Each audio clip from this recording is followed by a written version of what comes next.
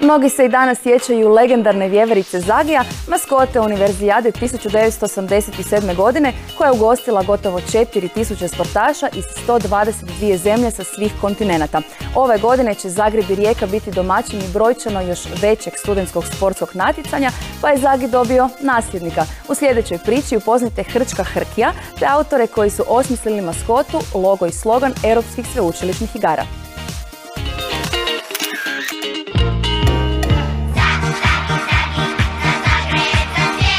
Zagi će sljedeće godine proslaviti 30. rođendan, a Mirko Novosel se prisjetio da se rodio na jednom od organizacijskih sastanaka Univerzijade i to doslovno u trenutku. Ja gledam kroz prozora, tam skače jedna mala vjeverica, ima ih tamo u Tuškancu, i skače vjeverica po onom drveću. I ja velim, evo, ovo će biti naša maskota. Zagi je mnogima ostao urezan u pamćenje, pa tako i autorima maskote ovogodišnjih Europskih sveučilišnih igara koje organiziraju Zagreb i Rijeka. To je jedno od najdražih sjećanja iz djetinjstva, ta mala simpatična životinjska koja predstavlja Univerzijadu i sad je ovo nevjerojatna čast zapravo i nevjerojatna stvar da smo mi ti koji smo napravili nasljednika Zagija. Autori maskote kažu kako su kao i kod svakog kreativnog procesa prolazili različite ideje dok nisu došli do konačnog rješenja.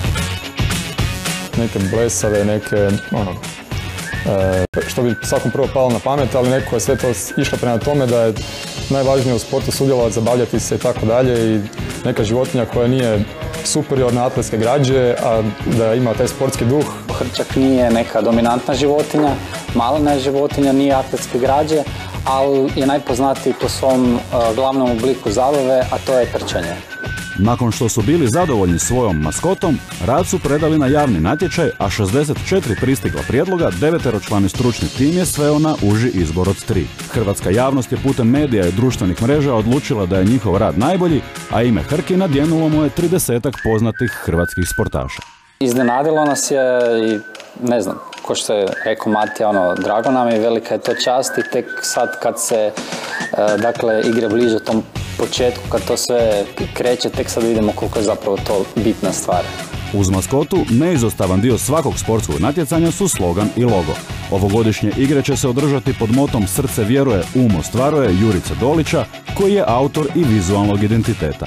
Da imamo srce u centru i simbol kruga plave boje koje u biti simbolizira te njihova interakcija u biti tvori novu simboliku, odnosno u ovom negativnom prostoru vidimo simbol plamena koji simbolizira sportski duh i olimpizam, dok on ima nekakvu formu brojke 16, koja je naravno godina natjecanja, a neki se kunu da u njemu i vide siluetu našeg starog dobrog Zagija.